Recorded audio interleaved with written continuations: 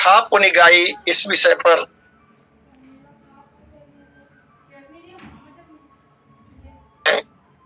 उसे आगे बढ़ाने का प्रयास करूं। कथा के क्रम में कल हमने पाया था कि बायस के भाग को प्राप्त करने के पश्चात सभी माताओं ने गर्भ धारण किया। जैसा कि सर्वविदित है, माताओं का गर्भ जब स्थिर होता है तो उनकी सुंदरता अपने आप बढ़ जाती है।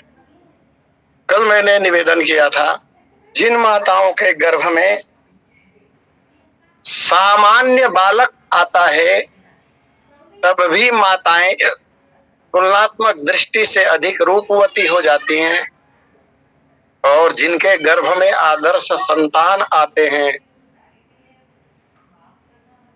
वे अपेक्षाकृत अत्यधिक सुख को प्राप्त करती हैं। और यहाँ तो माताओं के गर्भ में अपने अंशों के सहित भगवान ही आ रहे हैं। उस स्थिति का वर्णन कैसे किया जा सकता है, कौन कर सकता है? इसलिए विद्वज्जन कहते भी हैं और शास्त्रकार लिखते भी हैं, असित गिरि समम स्यात् कज्जलम सिंधु पात्रे सुर तरुवर शाखा लेखने पत्र मुर्वी लिखति यदि गृहीत्वा शारदा सर्वकालम तदपि तव गुणानां ईश पारम न याति। अयोध्या के राजमहलों में माताएं शोभित हो रही हैं। वर्णन करते हुए गोस्वामी जी महाराज संकेत करते हैं, मंदिर महा सब राज ही रानी शोभाशील तेज की खानी। राजप्रासाद को अथवा राजमहल को अथवा रनिवास को गोस्वामी जी महाराज ने मंदिर कहा। वैसे मानस पीयूष में पढ़ने को मिला कि मंदिर शब्द का प्रयोग, मैंने गिना तो नहीं, लेकिन पढ़ने में ऐसा आया कि श्रीमद् रामचरितमानस जी में मंदिर शब्द का प्रयोग 35 बार हुआ है और प्रत्येक स्थानों पर सहेतु हुआ है। सहेतु विशेष कारणों से हुआ है, और यहाँ भी विशेष कारण तो दृष्टिगोचर हो रहा है। राजमहल में अनेक कमरे रहे होंगे, उन सबको मंदिर नहीं कहा गया। उसी राजप्रासाद में महाराज दशरथ भी रहते हैं। महाराज दशरथ जहां पर निवास करते हैं उसे मंदिर नहीं कहा गया। कहा गया परंतु बाद में कहा गया। जब राम जी थोड़े बड़े हुए और राम जी का आना जाना पिताजी के महलों में होने लगा, तब दशरथ जी महाराज के राजप्रासाद को मंदिर कहा गया है। उसके पूर्व नहीं। जब तक राम जी का पदार्पण वहां नहीं हुआ महाराज श्री के भवन में, तब तक वो मंदिर नहीं बना। मंदिर शब्द का प्रयोग सामान्य तौर भी हम आप सब जानते हैं, जहां भगवान निवास करते हैं। मंदिर का ही पर्यायवाची शब्द देवालय भी है, लेकिन प्रायः गोस्वामी जी महाराज जहां पर भगवान हरि निवास करते हैं, जहां पर भगवान हर निवास करते हैं, जहां पर हनुमान जी महाराज निवास करते हैं, अथवा जहां पर भगवान राम का आना जाना होता है, ऐसे स्थानों को ही मंदिर कहा। सुंदरकांड में वो पंक्तियां आती है, मंदिर मंदिर प्रतिकर्षोधा देखे जहता अग्नि जोधा। उसके दो कारण है वहां पर, उसे मैं प्रणाम करूं। मंदिर मह सब राजा ही रानी, मंदिर में रानियां निवास कर रही हैं। सब माताओं के लिए अलग अलग भवन बने हुए हैं, लेकिन विशेष भवन अम्बा कौशल्या का है, जिसका नाम ही कनक भवन है। ऐसा कहते हैं कि वो भवन सोने का बना हुआ। महाराज ने महारानी कैकेयी के लिए वो विशेष भवन बनवा रखा।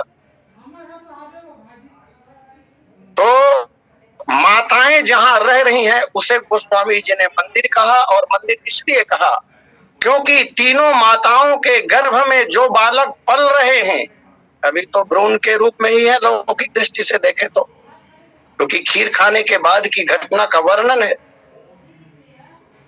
भ्रूण ही है अभी। भगवान ही माताओं के गर्भ में आ चुके हैं, इसलिए जहां भगवान रहते हैं वो मंदिर होगा ही। मंदिर में सब राजे रानी महारानियां विराजती हैं, शोभा पा रही हैं, अथवा महारानियों के कारण उन महलों की शोभा हो रही है। और तब गोस्वामी जी महाराज ने कहा एक चरण में ही, चौपाई के एक चरण में तीनों माताओं के लिए कह दिया, शोभा शील तेज की खानी। ये तीनों माताएं शोभा की, शील की और तेज की खान है, खदान है। खान तो उसे कहते हैं जहां पर प्राकृतिक रूप से कोई वस्तु बहुतायत मात्रा में उपलब्ध हो, उसको खान कहते हैं। अब ये माताएं भी तीन बातों के लिए खान हो गई, शोभा की, शील की और तेज की। शोभा, शील और तेज की खानी तीनों माताओं के लिए है। तीनों माताएं शोभा की खानी है, तीनों शील और तीनों तेज की खानी है।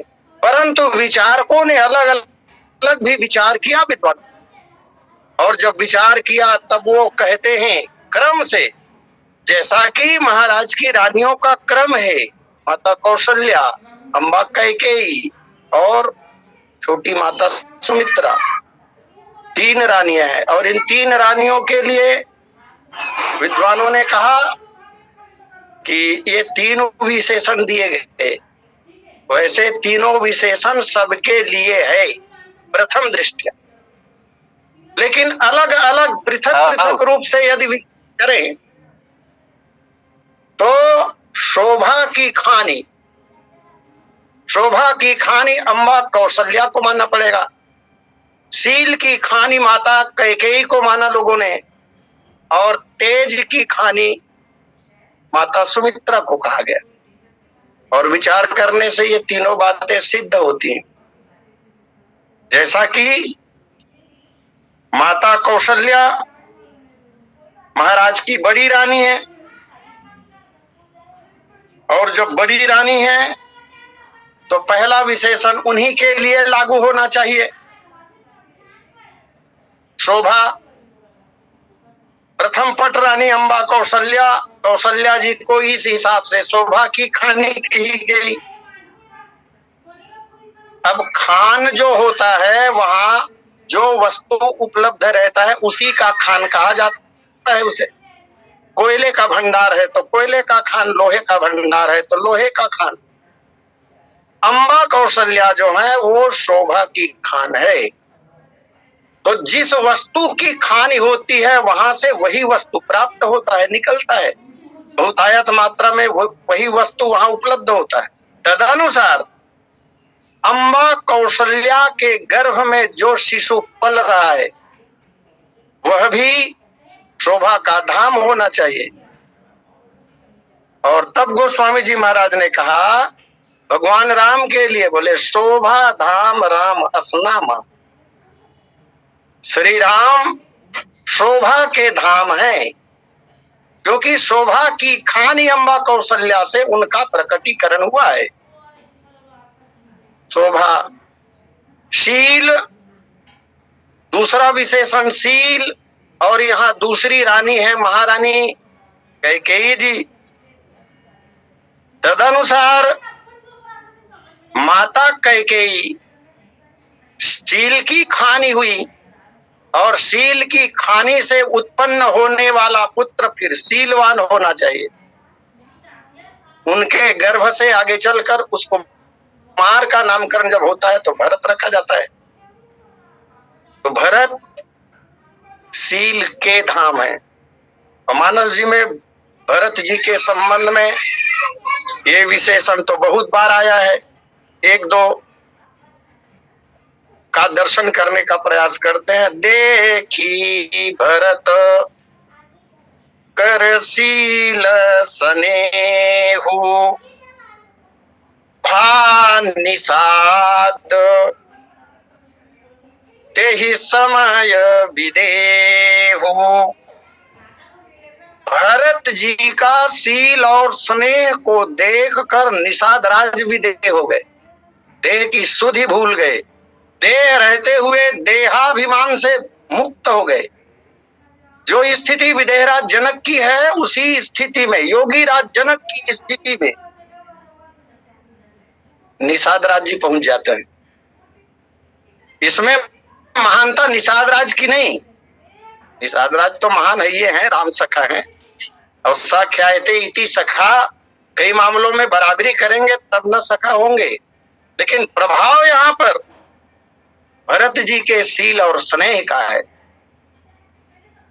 प्रभाव तो बड़ा पड़ता है।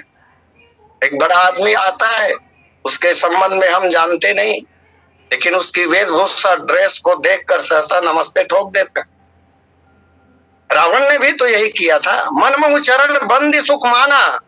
कई लोग रावण को महिमा मंडित करते हैं कि रावण बड़ा भक्त था, लेकिन यहाँ पर मनमोह चरण बंदी सुख माना हरण करने के लिए श्री जी का जब रावण गया था साधु वेश में, तो प्रणाम किया उन्होंने दूर से जानकी अम्बा।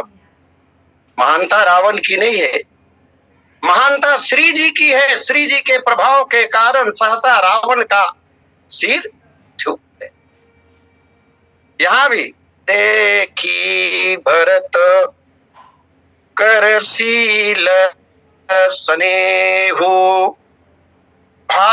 निषाद तेहि समय विदेहु। धन्य भरत जीवन जग माही शील स्नेह सराहत जाहि। भरत शील गुण विनय बड़ाई। भरत जी शील के निधान है।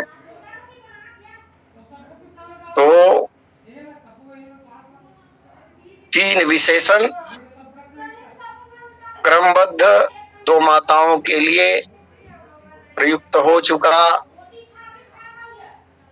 तृतीय जो विशेषण है वो है तेज, तेज की खानी, शोभाशील तेज की खानी। और यहाँ तृतीय स्थान प्राप्त है अम्बा सुमित्रा को। तदनुसार माता सुमित्रा तेज की खानी है, और जब माता सुमित्रा तेज की खानी है तो तेज के खदान से तेजवान पुत्र ही उत्पन्न होंगे। अम्बा कौशल्या के पावन गर्भ से दो पुत्रों का जन्म होता है, जिनका नामकरण कुमार लक्ष्मण और कुमार शत्रुघ्न के रूप में गुरुजी ने किया। दर्शन करें, तेज नामक यह गुण, दिव्य गुण इन दोनों कुमारों में दिखाई देते हैं कि नहीं? तो गोस्वामी जी महाराज ने कहा, राजन राम अतुल बल जैसे, कुमार लक्ष्मण के संदर्भ में, राजन राम, हे राजन जैसे राम, अतुल बल जैसे, जैसे राम अतुलित बलशाली हैं, बोले वैसे ही तेज निधान लखन पुनित से, वैसे ही कुमार लक्ष्मण तेज के निधान है। और जैसे लक्ष्मण है ऐसे ही शत्रुघ्न है। नामकरण संस्कार के पावन अवसर पर गुरुजी ने कहा था ये बड़ा तेजवान है, शत्रुघ्न के संदर्भ में। तेज कैसा? तो कहा, जाके सुमिरन तेरी पुनासा, नाम शत्रुहन वेद प्रकाशा, इनका स्मरण मात्र करने से दुश्मन का नाश हो जाएगा। संसार के बाहरी दुश्मन नहीं, ये तो छोटे दुश्मन है, चाहे कितना भी पराक्रमी क्यों न हो, कितना भी बलवान क्यों न हो, लेकिन सांसारिक दुश्मन बहुत छोटे हैं। महा अजय संसार रिपु जीत सकई सो वीर, श्री राम जी ने कहा। कुमार शत्रुघ्न का स्मरण करने से आंतरिक जो बड़े शत्रु हैं, 6 हमारे प्रबल दुश्मन, उनका नाश हो जाता है। और दुश्मनों का नाश बिना तेज के होगा नहीं। अस्तु, कुमार शत्रुघ्न भी लखनलाल जी की तरह तेज के निधान हैं। इस प्रकार मंदिर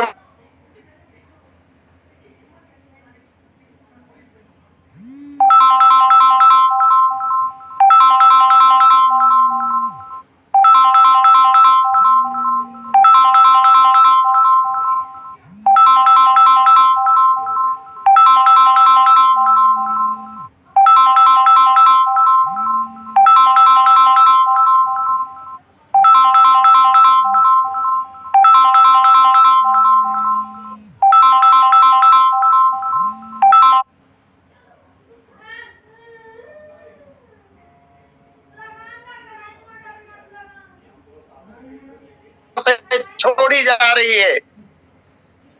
वे श्वास जहां तक चलते हैं, जहां तक वो हवा जाती है, वहां तक वो सुवासित करता चल रहा है। बहुत लोग जिनमें इन गुणों का संचार न हुआ रहा होगा, भगवान के गर्भ में आने पर जहां जहां तक माताओं के द्वारा निश्वास छोड़ी गई श्वास जा रही है, जिसका प्रभाव लोगों पर पड़ रहा है, उन लोगों में भी इन दिव्य गुणों का संचार होने लगा। इस तरह सुख जूत कछुक काल चली गए वो, और जही प्रभु प्रगट सो अवसर भय वो। सुख जूत कछुक काल चली गए वो। इस प्रकार सुख ही सुख में, अर्थात सुख पूर्वक कछुक काल चल गए वो, कुछ समय बीत गया। सुख किसी वस्तु को अपना अनुकूल मान लेने का नाम सुख है, और किसी वस्तु को अपना प्रतिकूल मान लेने का अर्थ दुख होता है। अब यहाँ पर चूंकि संदर्भ माताओं का है और गर्भ में ईश्वर पल रहे हैं, तो प्रश्न ही नहीं उठता। तो सुख धाम राम असनामा जब कहा गया, तो दुख तो लेश मात्र हो भी नहीं सकता। अच्छा, परिस्थिति चाहे जैसा भी हो, लेकिन विचारधारा के अनुसार सुख अथवा दुख का निर्माण होता है। वही परिस्थिति एक व्यक्ति के लिए दुख हो सकता है, वही दूसरे के लिए सुख हो सकता है। जिन माताओं ने ब्रह्म को ही प्रकट किया हो, वो कैसे दुखी हो सकते? कदाचित जीवन चरित्र में कहीं पर दुख दिखाई देता भी है, तो वो उनका चरित्र नहीं है, वो उनकी लीला है। जैसे भगवान लीला करते हैं, जब भगवान लीला करते हैं तो भगवान की माँ लीला नहीं करेगी, वो चरित्र नहीं है। भगवान की माँ दुखी हो नहीं सकती है। गोस्वामी जी महाराज ने शायद संकेत किया हो, मुझे वो बात याद आ रही है, कल आदरणीय पटेल जी ने कहा था, प्रसव की स्थिति आने पर दुख झेलना पड़ता है माताओं को, ऐसा यहाँ नहीं है। दुख की अनुभूति माताओं को नहीं हुई। और एक निवेदन करूं, गर्भ धारण करने पर माताएं प्रसन्नता और सुख का अनुभव करती ही हैं, करती ही हैं। अत्यंत प्रसन्नता का अनुभव माताओं को होता है। गर्भ स्थिर होने पर। वो तो केवल जगत में हमारी जानकारी में एक महिला ऐसी हुई जिन्होंने गर्भ धारण करने को दुख मान लिया। श्रीमद् भागवत महापुराण में वो कथा आती है। भागवत महात्मा के चौथे अध्याय में है वो कथा। उनका विचार, उस महिला का विचार, लालने पालने दुःखम प्रसूतायश्च वर्तते बंध्या वा विधवा नारी सुखनी चेति में मति। और इसी श्लोक को मैंने दूसरे रूप में भी सुना है, लेकिन भागवत में श्लोक ऐसा ही। और जो सुनी थी उसमें प्रसूता दारुणम दुःखम लालय पालने दुखम बंध्या वा विधवा नारी सुखनी चेति में मति। धुंधली की बात है ये। और वो फल दिया गया था आत्मदेव ब्राह्मण के द्वारा, जिसको खाने से गर्भ स्थिर होता, उसको उन्होंने गाय को खिला दिया। अन्यथा संसार में गर्भ धारण करने पर सब माताएं सुखी ही होती हैं, प्रसन्नता का अनुभव ही होता है उनको। यहाँ सुख जुत सुखमय जीवन बीत रहा है, और जब सुख के दिन आते हैं तो ऐसा कहा जाता है, दिवस जात नहीं लागे ही बारा। और ये स्पष्ट भी है श्रीमद् मानस जी में। जब भगवान राम का अवतरण हुआ तब मास दिवस कर दिवस भा मर्मन जाने कोई, रथ समेत रवित था के वो निशा कवन विधि होई। एक महीने का एक दिन हो गया, पता ही नहीं चला किसी को, दिवस जात नहीं लागे बारा। दिन जब सुख में बीतता है तो पता ही नहीं चलता। गोस्वामी जी महाराज यहाँ कह रहे हैं कि खीर खाने के बाद कुछ दिन ऐसे ही सुखपूर्वक बीत गए। कुछ दिन का तात्पर्य, अब कुछ दिन का तात्पर्य कई लोगों ने कई तरह से लगाया है। कुछ लोग अर्थ लगाते हैं कि खीर खाने के बाद 9 महीने का समय सुखमय बीत गया, क्योंकि 10वें महीने में भगवान का अवतरण होने वाला है, ऐसा कहते। कुछ लोग कहते हैं कि नहीं, ये तो सामान्य नियम है, सांसारिक लोगों के लिए ये बात है कि 9 महीने के बाद 10वें में गर्भस्थ शिशु का जन्म होता है। लेकिन विचारकों ने कहा भगवान गर्भ में 12 महीने रहे, 12वां जब आया तब भगवान का अवतार होता है, ऐसा वर्णन भी प्राप्त होता है। माने गर्भ में शिशु कितने दिन रहे इसमें मतभेद है। और चूंकि रामचरितमानस समन्वयवादी ग्रंथ है, इस तरह का वर्णन जब भी आता है गोस्वामी जी महाराज मध्य का मार्ग अपनाते, और मध्य का मार्ग अपना करके सभी मतों का समर्थन करते हैं, स्वागत करते हैं सभी मतों का।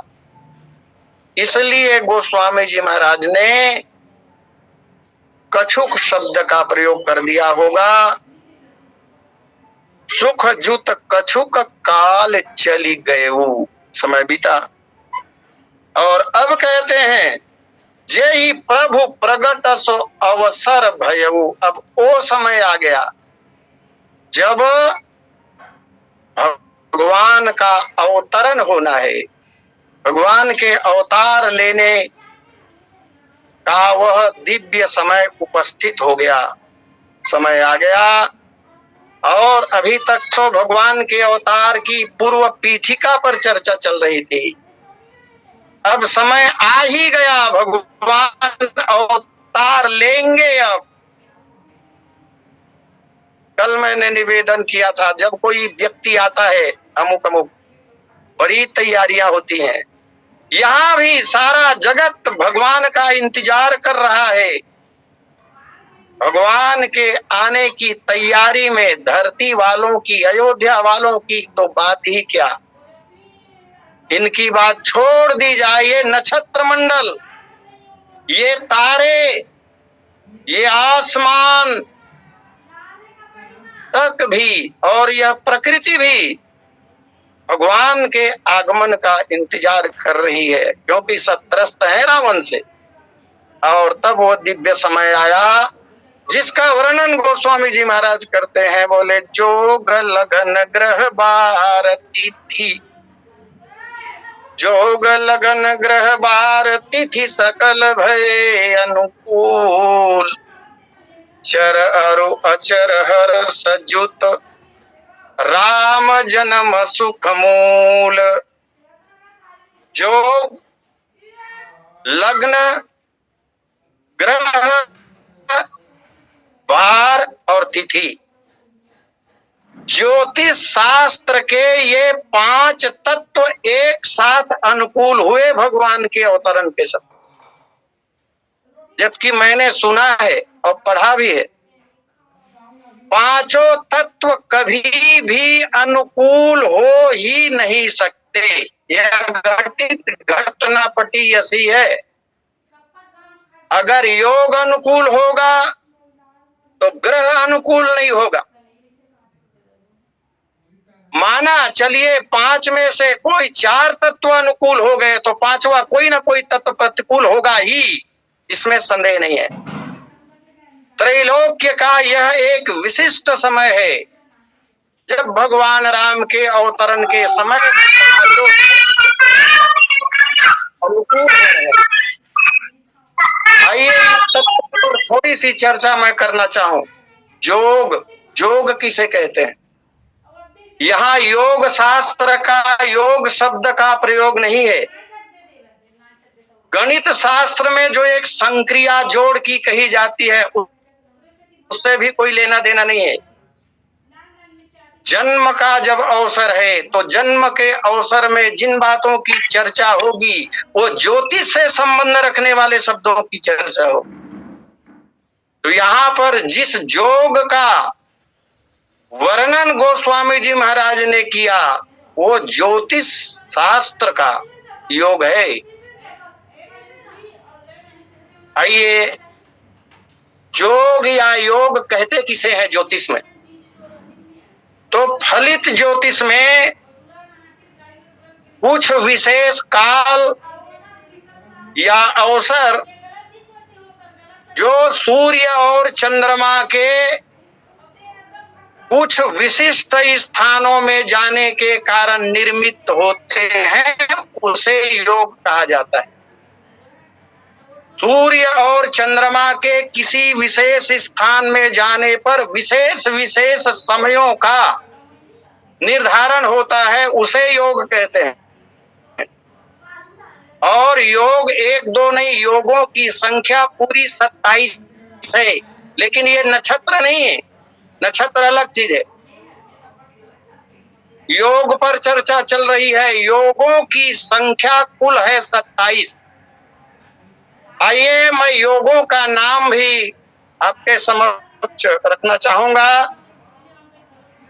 पहला जो योग है उसका नाम है विष्कंभ, दूसरे का नाम है प्रीति, तीसरे का नाम है आयुष्मान, चौथा सौभाग्य, पांचवा शोभन, छठवां अतिगंड, सातवां सुकर्मा, आठवां धृति, नौवां शूल, 10वां गंड, 11वां बुद्धि, 12वां ध्रुव, 13वां व्याघात, 14वां हर्षण, 15वां वज्र, 16वां सिद्ध, 17वां व्यतिपात, 18वां नरियान, 19 परिध, 20 शिव, 21 सिद्ध, 22 साध्य, 23 शुभ और 24 शुक्ल, 25वां जो योग है उसका नाम है ब्रह्मा, 26वां ऐन्द्र और अंतिम और 27वां जो योग है उसका नाम है वैधृति। ये 27 योग हैं। अब भगवान राम का जो अवतरण है वो इन 27 योगों में से किस योग में हुआ, प्रश्न ये।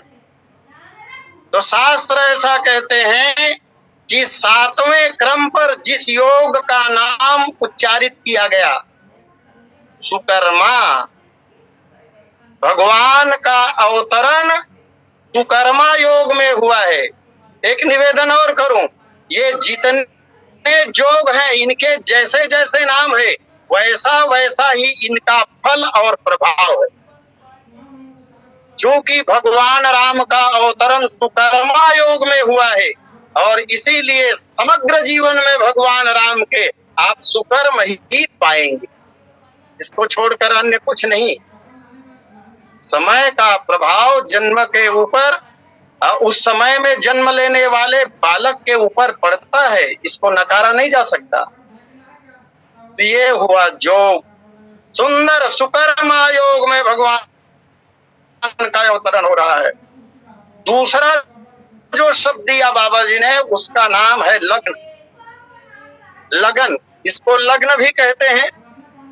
अब ज्योतिष में लगन क्या है, तो दिन का उतना अंश, दिन का उतना हिस्सा जिसमें किसी एक राशि का उदय होता है, अथवा ऐसा भी कह सकते हैं कि दिन और रात 24 घंटे के समय में कोई राशि कितने समय तक भोगमान करती है उसे लग्न कहेंगे। और सभी लग्न जो होते हैं वो बराबर समय के नहीं होते, कोई 24 घंटे का होगा तो कोई 22 घंटे का ही हो जाता है। तो लग्न भी शुभ है।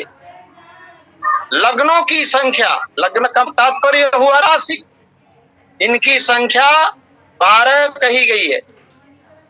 ज्योतिष शास्त्र हमारे देश का उन्नत विज्ञान है, यद्यपि आज ज्योतिष शास्त्र की अवहेलना देखी जाती है। बहुत लोग हमारे आसपास मिल जाएंगे जो कहते हैं कि मैं ज्योतिष को नहीं मानता। तो तुम्हारे नहीं मानने से क्या हो जाएगा, तुम्हारे नहीं मानने से ज्योतिष गलत हो जाएगा। ज्योतिष बहुत उन्नत विज्ञान है। हमारे पुराने ऋषियों ने ज्योतिष के आधार पर, और पुराने क्या आज भी जानते हैं सूर्य ग्रहण कब होगा, चंद्र ग्रहण कब होगा, कितने बज के कितने मिनट में क्या होगा, इसकी घोषणा बहुत पहले कर दी जाती है और वैसा ही देखा जाता है। बहुत उन्नत विज्ञान ज्योतिष शास्त्र। 12 राशियां हैं और निवेदन करूं मैं, राशियों का जो जो नाम है, जो जो नाम उसी तरह की उनकी आकृति है और उनका प्रभाव भी उसी तरह का पड़ता है। ये विभिन्न तारों से बनते हैं और मैं प्रयास बहुत कर रहा था, केवल 2 राशियों के संबंध में वर्णन मिल पाया कि वो कितने कितने ताराओं से निर्मित होता है, आकृति कैसी होती है। और आइए समय पूर्णता पर हमें अपनी वाणी को यहीं विराम दो। शेष चर्चा आगे के लिए बोलिए लखन से रामचंद्र की जय। बोलिए श्यावर राम।